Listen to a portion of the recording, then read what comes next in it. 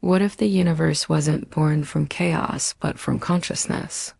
And what if the fundamental laws that science describes today are just another name for what ancient traditions called cosmic intelligence? This isn't a mystical fantasy. It's the core question of one of the most misunderstood books ever written, H.P. Blavatsky's The Secret Doctrine. Welcome to our series, where we'll explore this work not as a vague spiritual text, but as a genuine cosmological study. Today, we're decoding its first and most profound secret, the lost blueprint of the universe. We're often told the universe exploded into being from nothing, a random accident in a primordial chaos. But the Secret Doctrine flips this idea on its head. For Blavatsky, chaos is never disorder. It's pure, undifferentiated potential. Imagine not a void, but a silent, pregnant matrix, holding everything that ever was and ever will be. This isn't emptiness. It's fullness, waiting. What if what modern physics calls the quantum vacuum is precisely this? A space brimming with latent intelligence? To understand this, we must first meet the absolute. This is the central principle of Blavatsky's cosmology, but it's crucial to understand what it is not. It's not a personal god, not a bearded creator in the sky, and certainly not an entity separate from the universe. Think of it more as an eternal, infinite, and immutable principle. It's beyond our concepts of being and non-being, the single common root of all existence. This concept isn't isolated. It resonates with the Ein Sof of Kabbalah, the Brahman of Vedanta, and the Tao that cannot be named. The absolute doesn't create in the way we think of it. It manifests, it expresses itself. Like the quantum vacuum in physics, it's the unmanifested source from which all reality flickers into existence. So how does this manifestation happen? The Secret Doctrine describes it as a great cosmic breath. This cosmic rhythm consists of two phases, Manvantara and Pralaya. Manvantara is the in-breath, the period of cosmic manifestation. The universe appears, structures itself, evolves, and unfolds in all its complexity. Pralaya is the out-breath, a phase of cosmic rest where everything dissolves back into its primordial state of pure potentiality. This isn't a terrifying end of the world. It's a natural, necessary cycle. It's the universe breathing. This idea of cosmic cycles is found across cultures, from the Hindu yugas to the philosophical concept of the eternal return. Interestingly, it even echoes in modern cosmological theories like the Big Bounce or the cyclical universe models proposed by physicists like Roger Penrose and Paul Steinhardt, who speculate that our Big Bang might have been preceded by a previous cosmic era. This brings us to a crucial distinction that is central to our entire video, the difference between creation and emanation. The classical model of creation usually involves a single act, a creation from nothing, or ex nihilo.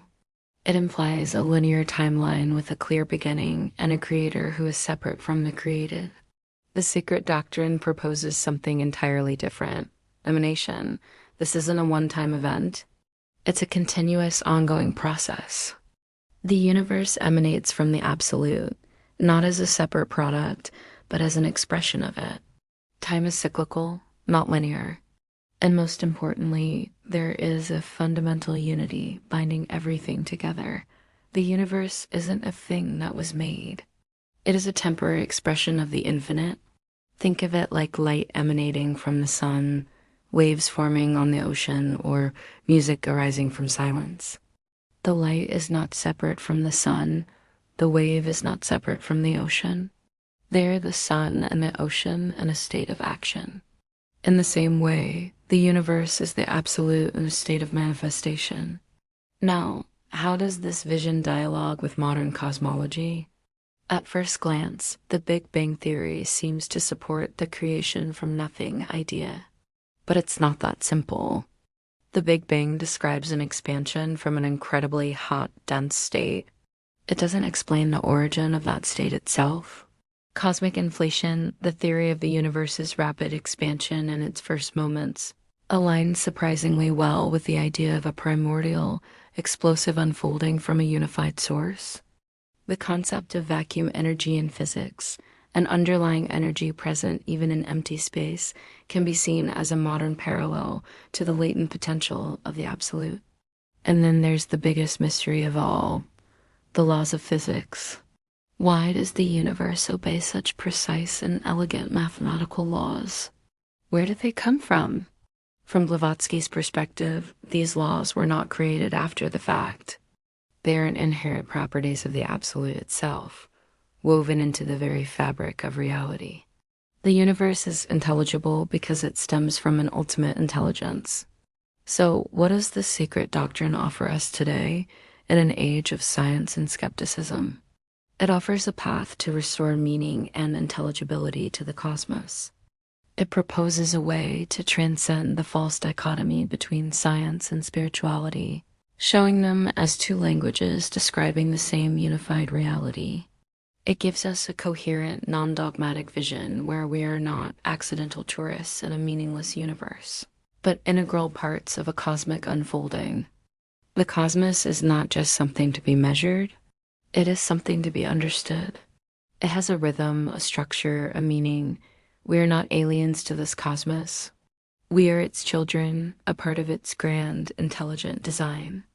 And so we close with this thought: the universe is neither an accident nor an absurdity. It follows a plan, a rhythmic and intelligible blueprint. We are not lost in chaos. We are part of a cosmic order. But if the universe does follow a plan, then this plan must have been known, and it must have been transmitted. The next question is simple: where can we find it? That is the journey we will embark on in our next episode. Thank you for joining me on this exploration. If this sparked your curiosity, make sure to subscribe and hit the bell icon so you don't miss our next step into the Secret Doctrine. See you next time.